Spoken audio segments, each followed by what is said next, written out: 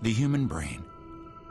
It's built pyramids, cured diseases, and sent man into space. And yet, it's no bigger than a head of cabbage. At its best, there seems to be no problem too big for the human brain to solve. Unless that brain is malnourished during development. Then its potential is reduced by as much as 25%. Add the effects of hunger, disease, and a general lack of education, and that brain has been forever stunted, as has its owner. Proving that there is a connection between food, nutrition, health, and IQ is the objective of the St. Lucia Project. Our guest, Bud Philbrook, is a nonprofit entrepreneur, co-founder with his wife of Global Volunteers, which is celebrating its 30th anniversary. It is an honor to have a pioneer in the world of volunteerism. Welcome, Bud. Well, thank you very much. Can you tell us more about the St. Lucia Project? Yeah, the St. Lucia Project is intended to demonstrate that short-term volunteers can have a positive impact on children and all of their development. It's very interesting. At birth, 87% of a newborn's metabolic energy is going toward its brain development. Even at a year, it's still 60%. So think about that. These are vital times. Those first 1,000 days between conception and the second birthday, if pregnant women and the children receive sufficient food, nutrition, and protection from disease, can have an enormous impact. And what we intend to do is to demonstrate that those children will actually have higher IQs than their older siblings and cousins. That sounds great. Have you started this initiative, or is there a start date for it in the future?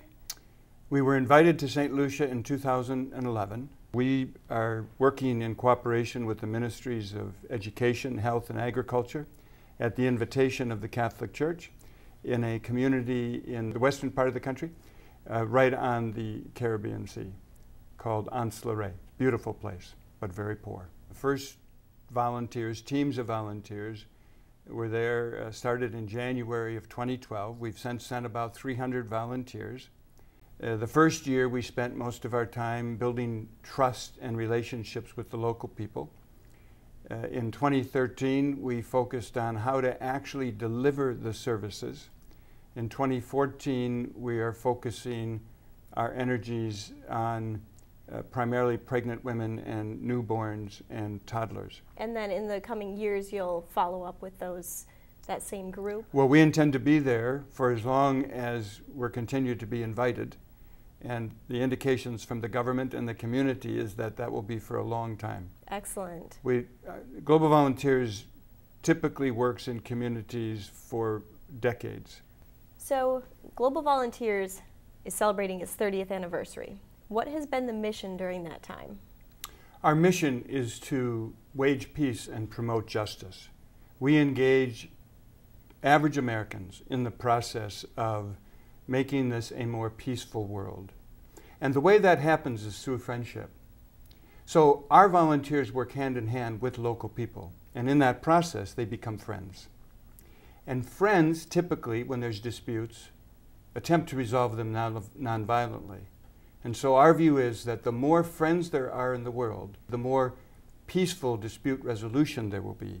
And we promote justice the same way, because when you have a friend against whom an injustice is being perpetrated, you want to do something about it. Right. So the more friends in the world, the more justice there'll be in the world. It sounds like a great mission.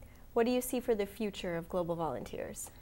Some years ago, the United Nations identified 12 services that every child needs in order to realize the fullness of their potential. The 12 essential services fall into 3 categories: eradicating hunger, improving health, and enhancing IQ. Delivering the essential services is the focus for the next several decades at least, trying to ensure that every child on the planet could have all of the services necessary so they could realize the fullness of their potential.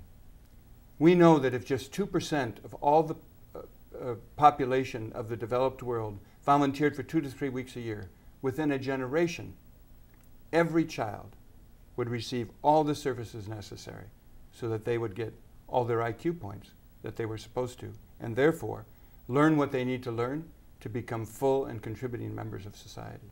So tell us about a volunteer experience that moved you the most. In St. Lucia, we are working with an organization called the Roving Caregivers. These are women who go literally door to door,